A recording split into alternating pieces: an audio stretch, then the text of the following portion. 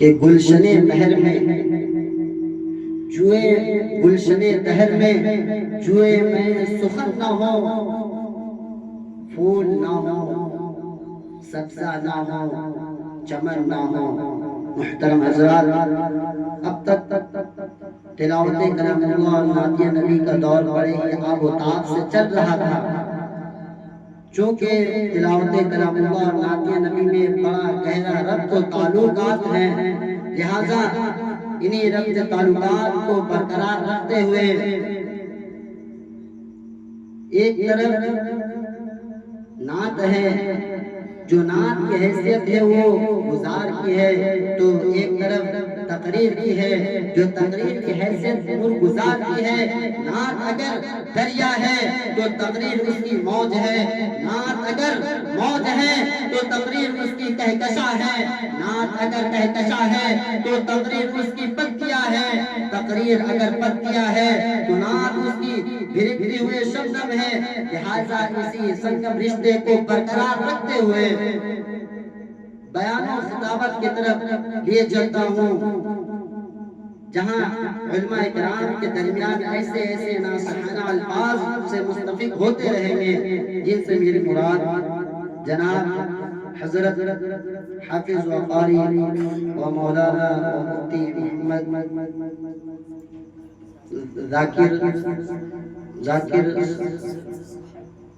ذاکر قاسمی سلم دامت برکاتہ عالیہ ہے، جن سے آپ تمام مستفیض ہوتے رہیں گے۔ ان کو آنے سے قبل میں ایک شعر کہنا مناسب سمجھتا ہوں۔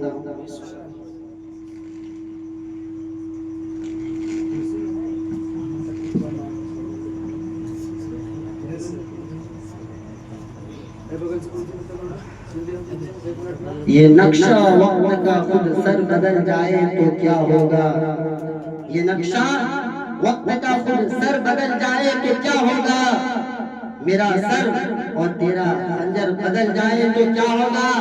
ارے ظالم خدا سے ڈر، قیامت آنے والی ہے، ارے ظالم خدا سے ڈر، قیامت آنے والی ہے۔ وہاں انصاف سے منظر بدل جائے تو کیا ہوگا، وہاں انصاف سے منظر بدل جائے تو کیا ہوگا۔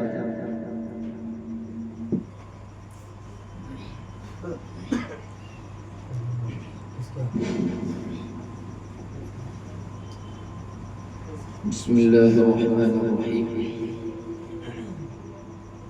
وبه نستعین اما بعد اعوذ باللہ من الشیطان الرجیم بسم اللہ الرحمن الرحیم وَأَن لَيْسَ لِلْإِنسَانِ إِلَّا مَا سَعَى وَأَنَّ سَعْيَهُ سَوْفَ يُرَى ثُمَّ يُجْزَاهُ الْجَزَاءَ الْأَوْفَى۔ صدق اللہ العظیم۔ اسٹیج پر تشریف فرما علماء کرام و حفاظ کرام اور ہمارے عزیز طلبہ،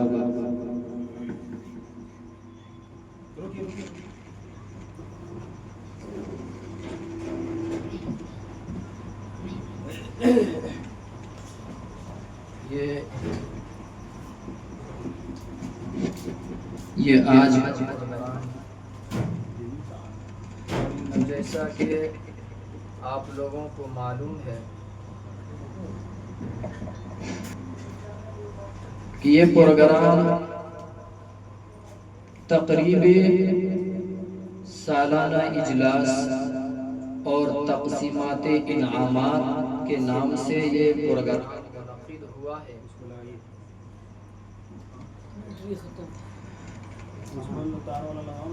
میرے عزیز طلبہ،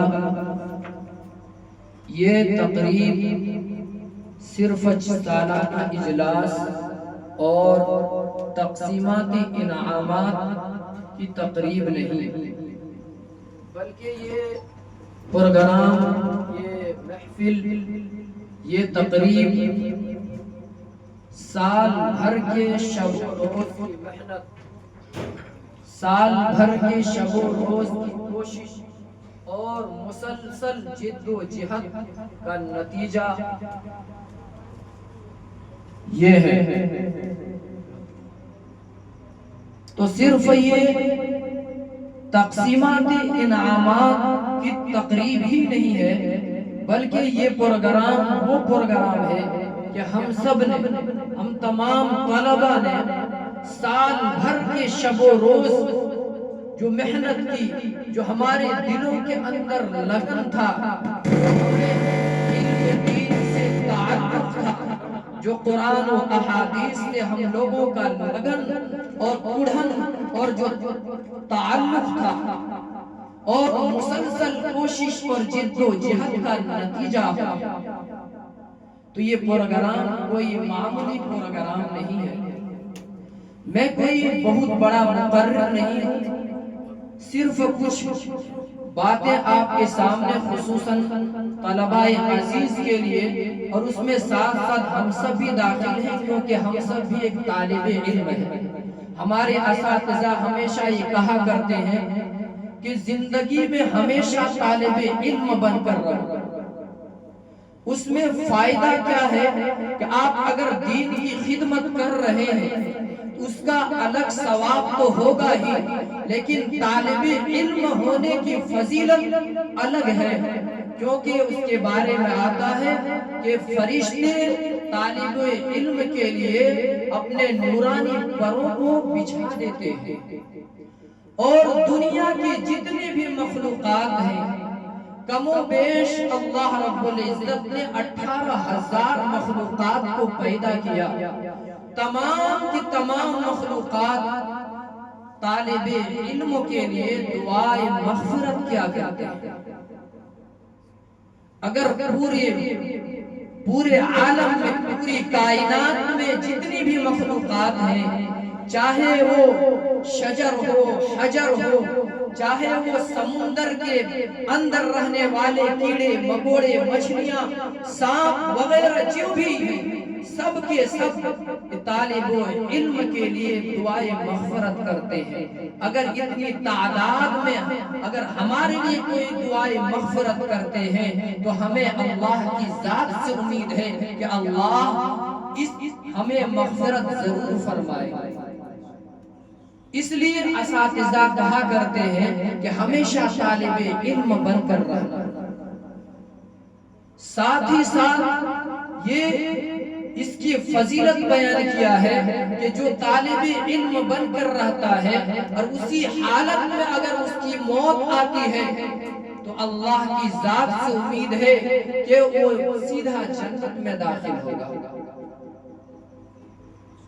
میرے محترم بزرگوں اور دوستوں اور عزیز طلبہ، میں نے خطبہ کے بعد لمبا خطبہ میں نے نہیں پڑھا کیونکہ وقت بہت مختصر ہے۔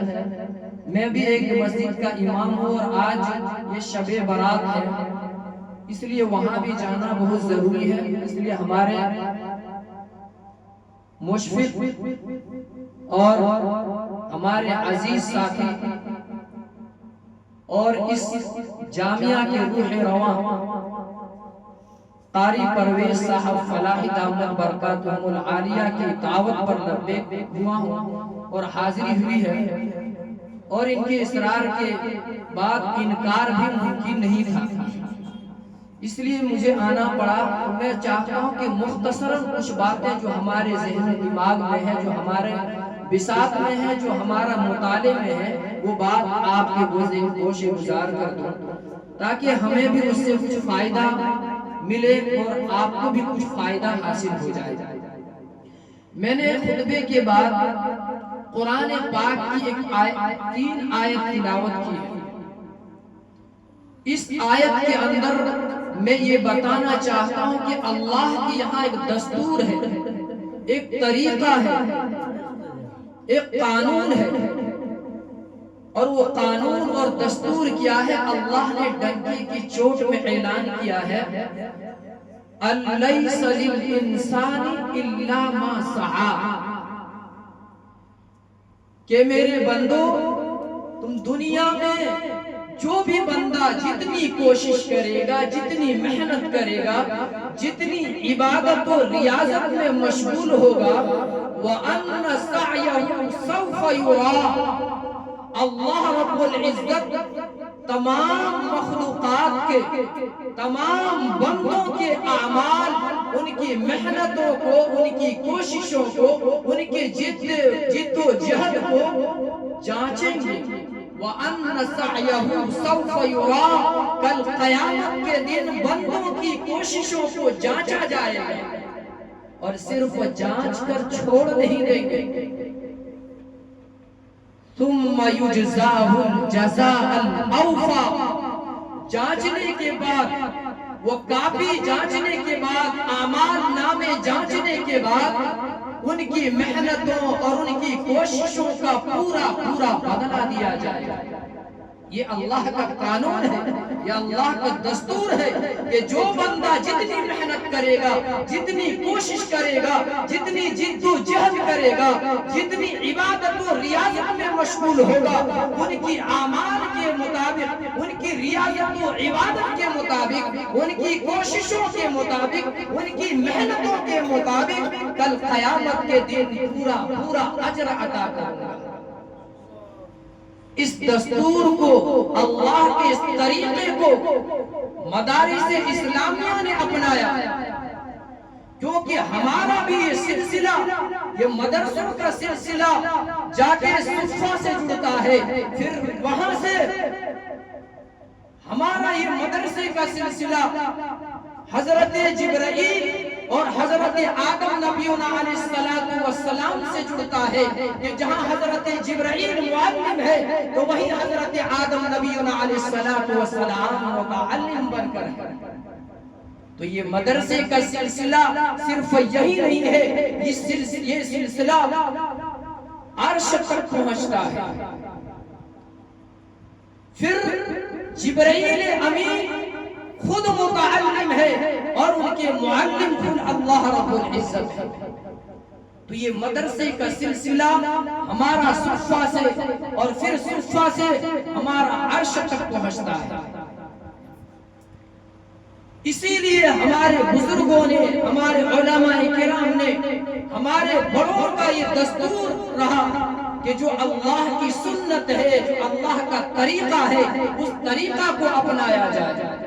اس لیے مدارس اسلامیہ کے اندر جو طلباء کرام سال بھر جو محنت کرتے ہیں، جو کوششیں کرتے ہیں، جو لگن اور جو ان کا تعلق علم دین سے ہوتا ہے، جو ان کا تعلق اور لگاؤ قرآن سے ہوتا ہے، احادیث مبارکہ سے ہوتا ہے، اس کا نکھار ظاہر کرنے کے لیے، اس سنت کو برقرار رکھنے کے لیے اس دستور پر عمل کیا ہے مدارس اسلامیہ۔ اسی وجہ سے تمام مدارس اسلامیہ کے اندر یہ دستور ہے، یہ قانون ہے، جو قانون اللہ نے بنایا ہے، جو قانون اور دستور اللہ کے یہاں ہے کہ ہمارے بندوں میں سے جو بھی محنت کرے گا اس کا پورا پورا بدلہ عطا کیا جائے گا۔ اس لیے مدارس اسلامیہ کے علماء کرام نے بھی اس دستور کو، اس قانون کو برقرار رکھا، اس سنت کو برقرار رکھا کہ مدارس اسلامیہ کے اندر جو بھی طلباء عزیز علم حاصل کرنے کے غرض سے آتے ہیں، جو ان کے مقصد سے آتے ہیں، اور جو سال بھر محنت کرتے ہیں، جو کوششیں کرتے ہیں، جو جد و جہد کا تسلسل ہوتا ہے، اس کا پورا پورا سال کے آخر میں بدلہ دیا جائے، پھر اس سال بھر کی محنت کو جانچا جائے، جس طرح اللہ کے یہاں دستور ہے۔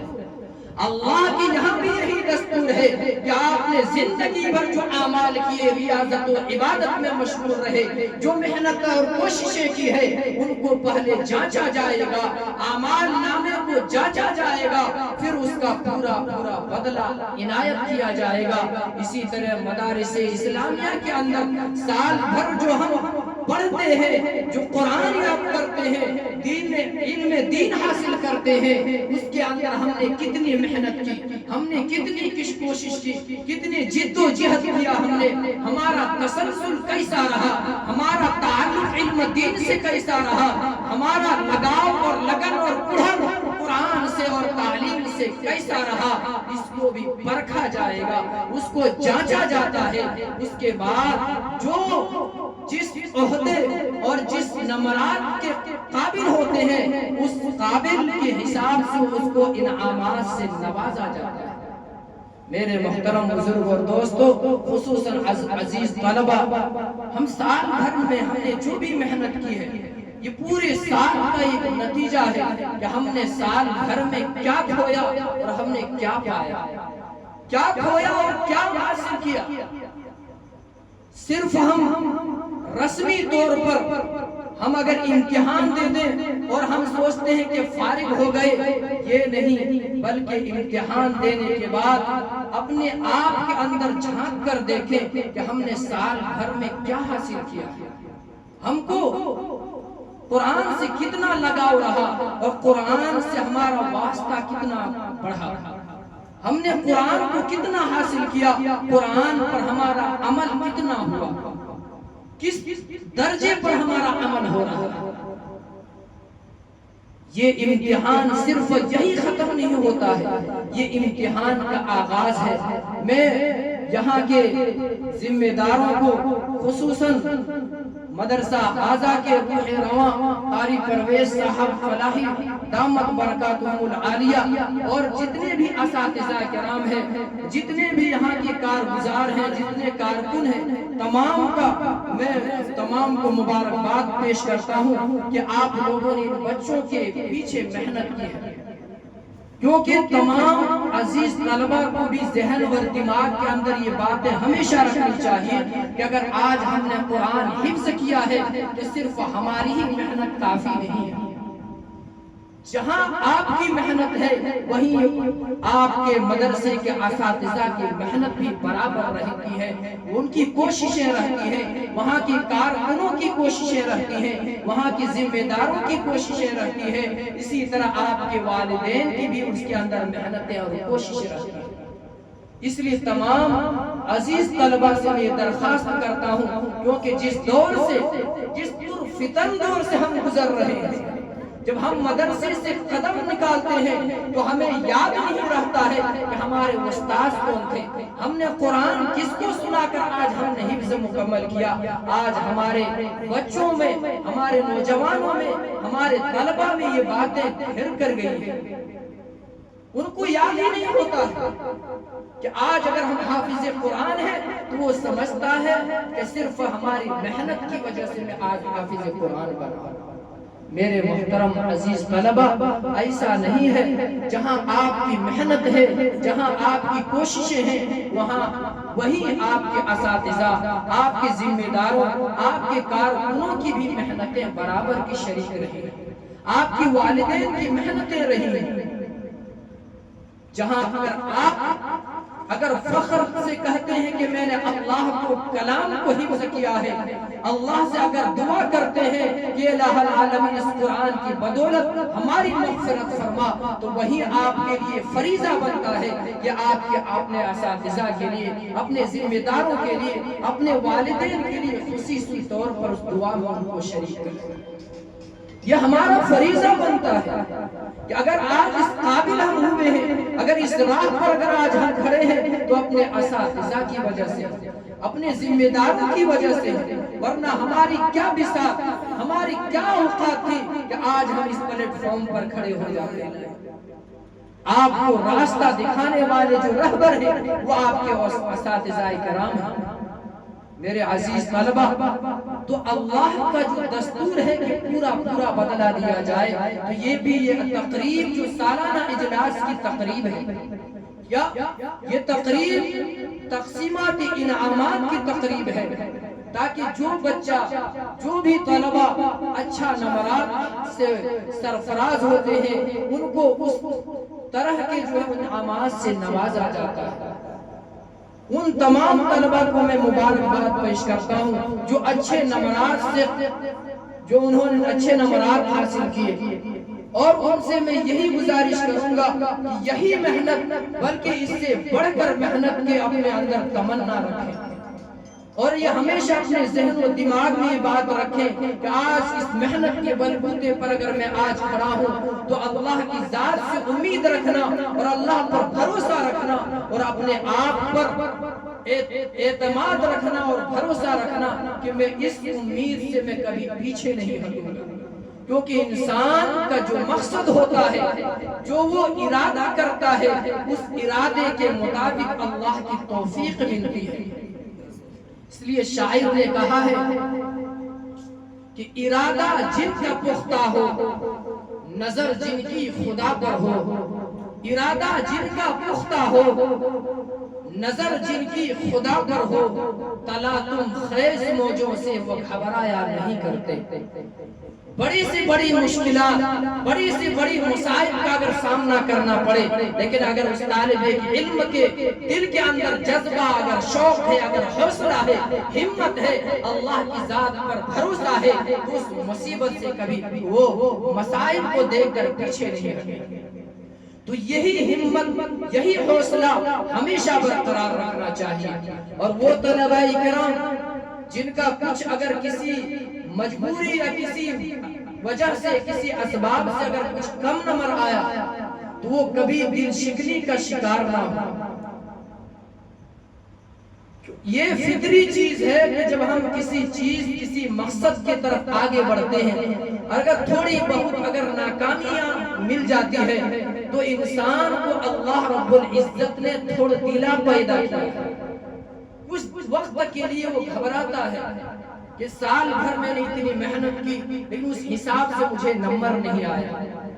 اس میں گھبرانے کی ضرورت نہیں ہے، کیونکہ یہ فطری چیز ہے۔ اللہ رب العزت نے قرآن میں کہا خلق الانسان ہلوعا، کہ انسان کو ہم نے تھوڑا دلا پیدا کیا کہ اگر مصائب دیکھ لیتا ہے تو وہ گھبرا جاتا ہے۔ پھر وَإِذَا مَسَّهُ الشَّرُّ جَزُوعًا، جب وہ مصیبتوں کو دیکھتا ہے تو گھبرا جاتا ہے۔ اور اگر بھلائی، اگر اچھائی وہ دیکھتا ہے، اگر اپنی کامیابی کو دیکھتا ہے، تو وہ خوشی سے پھولے نہیں سماتے۔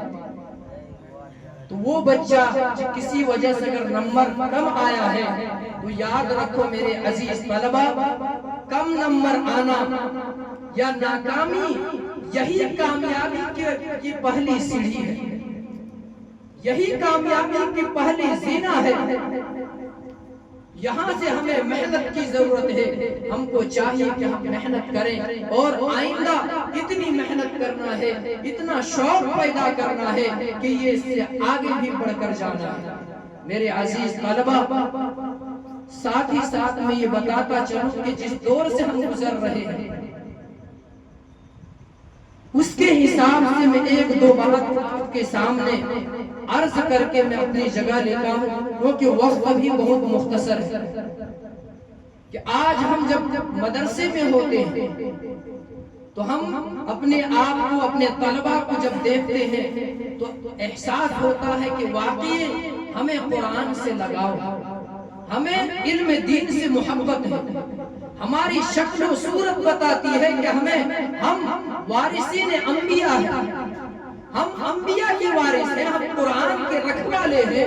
اللہ نے ہمیں یہ امانت دی ہے، اس امانت کے ہم امانت دار ہیں۔ قرآن نے یہ قرآن اتنی بڑی نعمت ہے اور اتنے معزز کتاب ہے۔ اللہ رب العزت نے بڑی سی بڑی مخلوقات کو یہ پیش کیا، لیکن ہر کسی نے اس کو انکار کر دیا، لیکن آخرکار انسان نے اس قرآن کو اپنا لیا۔ اِنَّا عَرَضْنَا الْأَمَانَةَ عَلَى السَّمَاوَاتِ وَالْأَرْضِ وَالْجِبَالِ فَأَبَيْنَ أَن يَحْمِلْهَا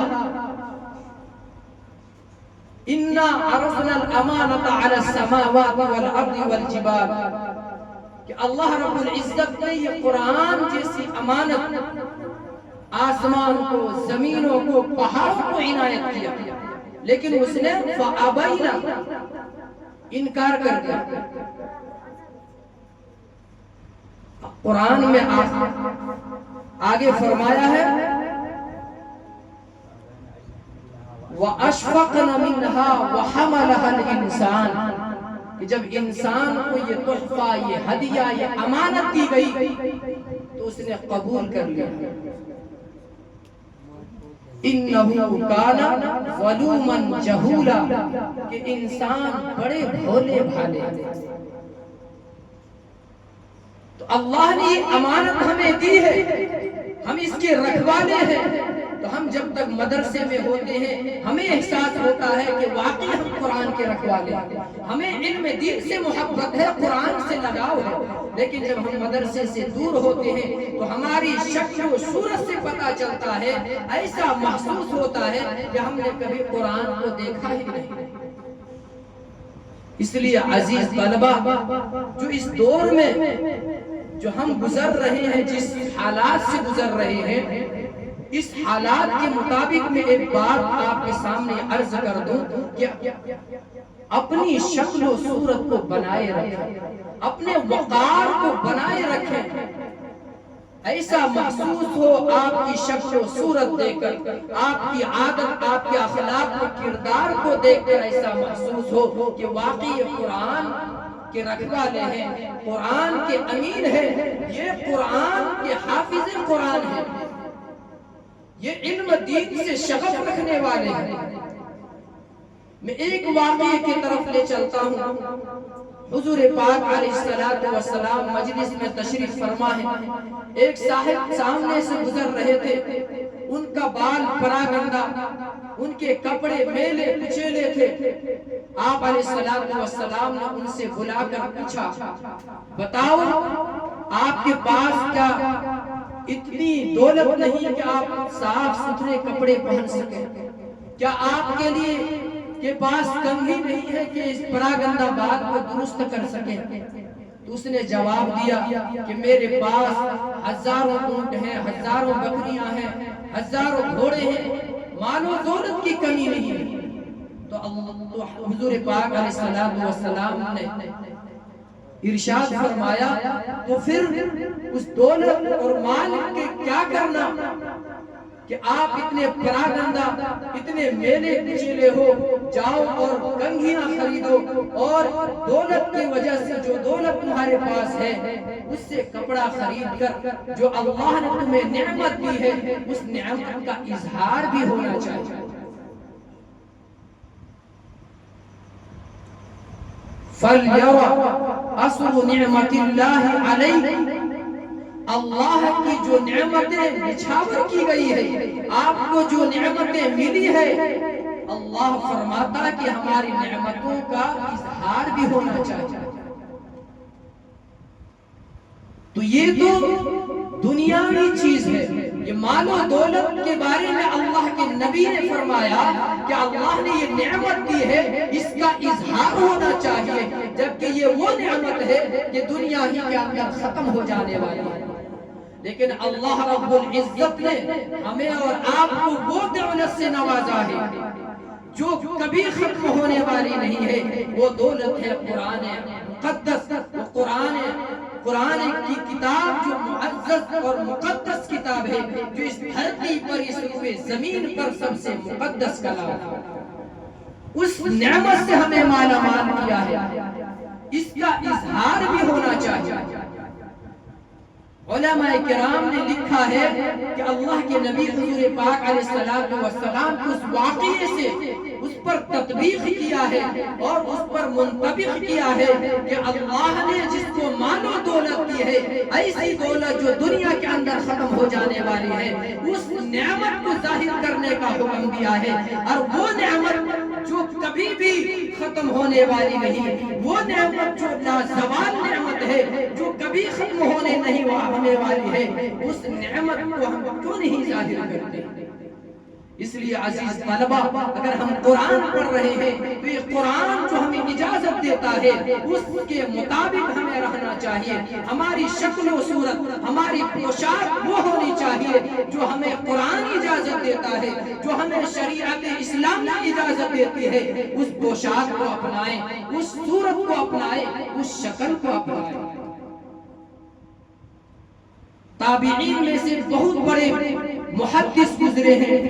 امام ربیعۃ الرائے رحمت اللہ علیہ، ان کی فضیلت اور ان کی شان کے لیے اتنی بات کافی ہے کہ یہ حضرت امام ابو حنیفہ رحمت اللہ علیہ اور امام مالک رحمت اللہ علیہ کے استاد ہیں. ان کا مقام امام مالک رحمت اللہ علیہ کے یہاں مالکیہ کی یہاں یہ بنیادی اصول رکھنے والے ہیں، جس طرح حنفیہ کے یہاں ابراہیم نخعی رحمۃ اللہ علیہ اور امام حنفی رحمۃ اللہ علیہ کا مقام ہے۔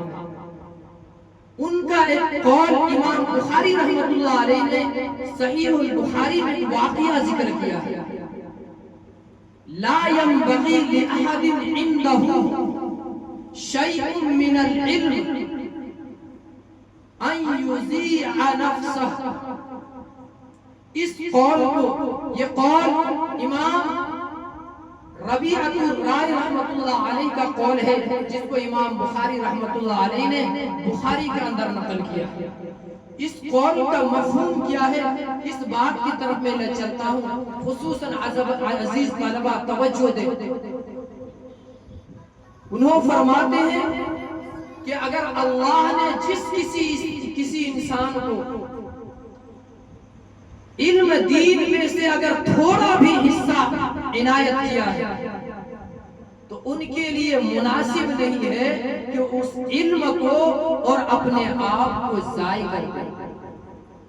لا ينبغي لأحد، کسی کے لیے مناسب نہیں ہے، عنده شيء من العلم، کہ علم دین میں سے اگر کچھ بھی حصہ اگر ان کو عنایت کیا گیا ہے تو کسی کے لیے مناسب نہیں ہے ان يذيع نفسه، کہ اپنے آپ کو ضائع کر دے، اپنے علم دین کو ضائع کر دے۔ اپنے آپ کو ضائع کرنے سے مراد یہ ہے کہ اس علم نے ہمیں کیا درس دیا ہے، اس علم دین نے ہمیں کیا سکھایا ہے، کون سا راستہ اپنانے کو کہا ہے، اس علم دین نے جو ہمیں دعوت دی ہے، وہ علم دین ہمیں جو کرنے کا حکم دیتا ہے، اگر اس کے مطابق ہم چلتے ہیں تو اس علم کی حفاظت کرنے والے ہیں، اگر اس کے مخالف چلتے ہیں تو اس علم کو ہم ضائع کرنے والے ہیں، اور اگر ہم نے علم کو ضائع کر دیا تو انسان خود بخود ضائع ہو جاتا ہے۔ میرے عزیز طلبہ، اس دور میں ہم سب کے لیے ضروری ہے کہ اگر ہم جب گاؤں گھر اپنے وطن کو جائیں تو وہاں بھی وہ شکل و صورت وہ اپنائے رکھیں، وہ لباس کو اپنائے رکھیں کہ ہمیں دیکھ کر بھی دوسرے کو بھی یہ رشک ہو کہ واقعی ہمارے بچے بھی اگر آج مدرسے میں ہوتے تو آج اس شکل و صورت میں ہوتے۔ یاد رکھو یہ شکل و صورت اتنی امپورٹنٹ اور اہم چیز ہے۔ ایک واقعہ مختصر ان کے طرف لے کر جاتا ہوں اور اپنی بات کو ختم کرنا چاہتا ہوں۔ حضرت موسیٰ نبینا علیہ السلام بہت معزز اور برگزیدہ نبی گزرے۔ ان کو فرعون کے مقابلے میں اللہ نے مبعوث کیا۔ قرآن میں بڑی تفصیل سے ان کا واقعہ آیا ہے کہ ایک اس بات یہ بات طے ہوئی کہ دونوں کے آمنا سامنا ہو اور مقابلہ کیا جائے، کیونکہ اس وقت جو باطل فرقے کے لوگ تھے وہ سب کے سب موسیٰ علیہ السلام کو ساحر اور جادوگر کہا کرتے تھے۔ چنانچہ فرعون نے موسیٰ علیہ السلام سے کہا کہ ہم ایک مقابلہ کیوں نہ کر لیں، ہمارے طرف سے بھی بڑے بڑے جادوگر رہیں گے۔ چنانچہ مقابلہ طے ہوا اور بڑے وسیع اور عریض میدان میں مقابلہ طے ہوا۔ فرعون نے دنیا کے کونے کونے سے جادوگروں کو بلایا۔ ابن کثیر میں ایک واقعہ لکھا ہے کہ وہاں پر ایک ہمارے کلکتہ سے بھی پہنچے ہوئے۔ ابن کثیر کی تفسیر ہے، اس میں اس واقعے کو لکھتے ہیں کہ اس وقت کالا جادو وہاں بہت مشہور تھا، تو وہاں سے بھی ایک جادوگر مصر پہنچا تھا۔ بہرحال میں یہ عرض کر رہا تھا کہ فرعون نے دنیا کے کونے کونے سے بڑے جادوگروں کو بلایا۔ ادھر موسیٰ علیہ السلام اور ان کے ماننے والے مختصر سی جماعت تھی۔ دونوں کے سامنے جو آمنا سامنا ہوا، تو یہ بات طے ہوئی کہ یہ مقابلہ کا آغاز کون کرے؟ تو موسیٰ علیہ السلام نے کہا کہ تم پہلے آغاز کرو۔ چنانچہ تمام جادوگروں نے اپنی اپنی لکڑیاں ڈال دی، تو وہ تمام کی تمام لکڑیاں سانپ کی شکل اختیار کر گئی۔ یہ دیکھتے ہی موسیٰ علیہ السلام نے اپنے عصا مبارک کو رکھا۔ بعض جگہ پر لوگ یہ بھی بتاتے ہیں کہ اس وقت جو موسیٰ علیہ السلام کے دل کے اندر وہ دیکھ کر ذرا خوف پیدا ہو گیا، لیکن یہ خوف کا واقعہ پہلے ہے، کیونکہ جب کہیں امپورٹنٹ اور اہم مقابلہ ہوتا ہے تو پہلے اس کے اونر جو ہوتے پہلے تیاری کراتے ہیں۔ اللہ رب العزت نے حضرت موسیٰ علیہ السلام کو پہلے یہ تیاری کرا چکے تھے کہ اگر ایسا واقعہ ہو تو ڈرنا نہیں اور اپنے عصا مبارک کو زمین پر ڈال دینا۔ چنانچہ موسیٰ علیہ السلام نے اپنے عصا مبارک کو ڈالا تو وہ عصا اژدہا کی شکل اختیار کر اور ان تمام جادوگروں کے سانپوں کو اس اژدہا نے نگل دیا۔ یہ دیکھ کر تمام کے تمام جادوگر جتنے آئے تھے، قرآن میں ساجدین لفظ جمع کا استعمال ہوا کہ تمام کے تمام سجدے میں گر گئے اور سب نے کہا کہ آج سے میں اس خدا کو مانتا ہوں۔ یہ نہیں کہا کہ میں اللہ پر ایمان لاتا ہوں، یہ صاف صاف ظاہر کہا کہ اس خدا کو مانتا ہوں جس خدا پر موسیٰ اور ہارون علیہ السلام ایمان رکھتے ہیں۔ اس واقعے کو لانے کا مقصد یہ ہے کہ مورخین لکھتے ہیں کہ وہاں جتنے بھی لوگ ایمان لائے تھے وہ سب کے سب وہ لوگ تھے جن کی شکل و صورت شریعت کے مطابق تھی، جن کا لباس شریعت کے مطابق تھا۔ تمام کو اللہ رب العزت نے ایمان کی دولت سے مالا مال کر دیا۔ اس واقعے کی طرف لے جانے کا مقصد یہ ہے کہ ہماری شکل و صورت، ہمارے پوشاک کا کیا اثر ہوتا ہے۔ جتنے لوگ شریعت کے مطابق وہاں تھے تمام کو اللہ نے ایمان کی دولت سے مالا مال کر دیا۔ میرے عزیز طلبہ، آپ سب سے میں یہی گزارش کرتا ہوں، جب اپنے گاؤں میں جائیں، اپنے وطن کو جائیں، اپنے پوشاک کو برقرار رکھیں۔ جو پوشاک کی اجازت ہمیں شریعت دیتی ہے، قرآن دیتا ہے، ہمیں مذہب اسلام دیتا ہے، اس لباس کو اپنائیں، اس صورت کو، اس شکل کو اپنائیں، تاکہ ہماری شکل و صورت، ہمارے لباس کو دیکھ کر گاؤں محلے کے لوگ دیکھ کر فخر محسوس کریں، ایسا محسوس ہو کہ واقعی ان کے دل کے اندر اللہ کا قرآن موجود ہے۔ اللہ کا قرآن کے جو عرفانی حالات ہیں اس کے شکل و صورت سے ظاہر ہو رہی ہے۔ آج ہم جب گاؤں اور محلے میں جاتے ہیں تو یہ ٹوپی، یہ ہمارے کرتے، یہ پاجامہ سب الگ ہو جاتا ہے۔ ہم ایسے لباس کو اختیار کرتے ہیں کہ دیکھنے والے کو احساس بھی نہیں ہوتا کہ یہ طالب علم ہے، یہ طالب دنیا ہے۔ ہمارے وہ بچے جو دنیاوی علوم کو حاصل کرتے ہیں اور ہمارے وہ بچے جو علم دین کو حاصل کرتے ہیں، دونوں میں کوئی امتیاز باقی نہیں رہتا ہے۔ قرآن کا یہ اعجاز ہے کہ جنہوں نے قرآن کو اپنایا ہے، جنہوں نے قرآن سے تعلق جوڑا ہے، اللہ نے اس کو مقام کو بلند کر دیا ہے۔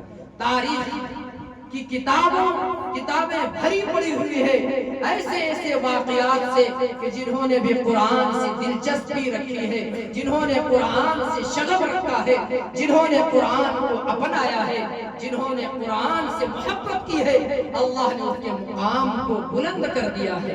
قرآن ڈنکے کی چوٹ میں اعلان کرتا ہے کہ جنہوں نے علم دین کو حاصل کیا ان کے درجات کو بلند کر دیتے ہیں۔ میرے عزیز طلبہ، وقت بہت کم ہے اور ہمارے اسٹیج پر اور حفاظ کرام، علماء کرام بھی تشریف فرما ہیں، خصوصاً جامعہ حاضہ کے روح رواں یہاں تشریف رکھتے ہیں، وہ بھی آپ سب سے کچھ نصیحتیں فرمائیں گے۔ ساتھ ہی ساتھ میں یہ حالات کے مطابق میں ایک بات آپ کے سامنے پہنچا دوں کہ جس حالات سے ہم گزر رہے ہیں تو سفر بھی احتیاط سے کرنا ہے.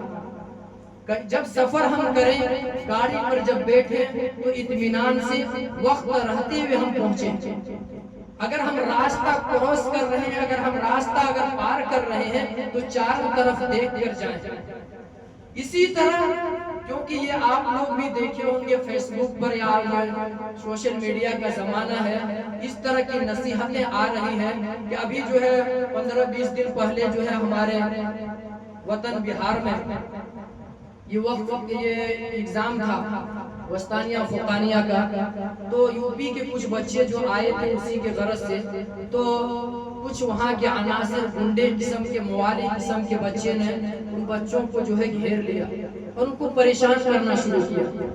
لیکن وہ آٹو کا ڈرائیور بھی مسلمان تھا, انہوں نے جو ہے اپنی ہمت کر کے کسی طرح سے وہاں سے نکل گئے. بہرحال کچھ نقصان تو نہیں ہوا لیکن جو ہے گھیراؤ کیا. تو اس طرح کے 2-3 واقعہ ابھی جو 15-20 دن کے اندر آیا ہے. اور ہمارے خود بہار میں جیسی حکومت ہے, جس حکومت سے آج ہمیں بھی ڈر محسوس ہو رہا ہے, جیسے حالات پیدا ہو رہے ہیں, اس لیے ہمیں احتیاط کر لینا ضروری ہے. اگر ہم سفر کر رہے ہیں تو جن کو ہم نہیں پہچانتے ہیں ان کے ہاتھ سے کچھ لینا کھانا پینا اس سے احتیاط کر لینا بہتر ہے. ہم اگر ہر اسٹیشن پر نہ اترے بلکہ اس اسٹیشن پر اترے جہاں 15 سے 20 منٹ اگر گاڑی ہماری رکتی ہے, وہ بھی وہ بچہ وہ طالب علم اترے جن کو شعور ہے, جو جانتا ہے, ہر کوئی نہ اتر جائے, کیونکہ یہ ہماری قوم کی امانت ہوا. خصوصاً ہمارے مدرسے کے جتنے نگراں ہیں, جن کے ذمہ دار ہیں, میں دل کی بات کہتا ہوں, آپ لوگوں کو احساس ہو یا نہ ہو, جو ذمہ دار ہوتے ہیں, جن کو لگاؤ ہوتا ہے جو طلباء کرام سے, جب تک وہ بچے گھر نہیں پہنچ جاتے ہیں ان کے دل کے اندر یہ خوف ہوتا ہے کب تک پہنچے گا. جو بھی اساتذہ ہوتے ہیں جو سال بھر ان کے درمیان رہتے ہیں, دلی لگاؤ دلی محبت ہو جاتی ہے, تو ان کو یہ دل کے اندر یہ باتیں آتی ہے کہ جب تک وہ بچہ نہیں پہنچ جاتا ہے ان کو سکون نہیں ملتا ہے. اور یہ ہونا چاہیے کیونکہ ہم جس علم سے جڑے ہوئے ہیں وہ علم ہمیں کہتا ہے کہ ہم ایک دوسرے کے جسم کے حصے ہیں. اگر کسی ایک کو تکلیف پہنچے تو دوسرے کو بھی احساس ہونا چاہیے. میرے عزیز طلبہ, اس لیے حالات حاضرہ کے مطابق اپنا سفر برقرار رکھیں اور اپنے گاؤں محلے وطن میں وہ شعار اپنا برقرار رکھنے, اپنا وقار کو برقرار رکھیں. وہاں بھی نماز کی پابندی کریں, قرآن کی تلاوت کی پابندی کریں. اگر 24 گھنٹہ جس طرح ہم مدرسے میں پڑھتے نہیں ہوتا ہے تو 24 گھنٹے میں اگر آدھا گھنٹہ بھی اگر نکالیں تو مجھے امید ہے کہ گاؤں کے ہر آدمی کہے گا کہ بہت پابند بچہ ہے, ان کو بہت لگاؤ ہے. کیونکہ گاؤں محلے میں ایسا ماحول ہوتا ہے کہ قرآن سال مسجد میں پڑا رہتا ہے, کوئی تلاوت کرنے والا نہیں ہوتا. اگر آپ آدھا گھنٹہ اگر تلاوت کریں تو ہر کوئی یہ دل دادا ہوگا کہ ان کو قرآن سے بہت لگاؤ. میں زیادہ وقت نہ لیتے ہوئے میں انہی چند باتوں پر اپنی بات کو ختم کرتا ہوں. وما علینا الا البلاغ.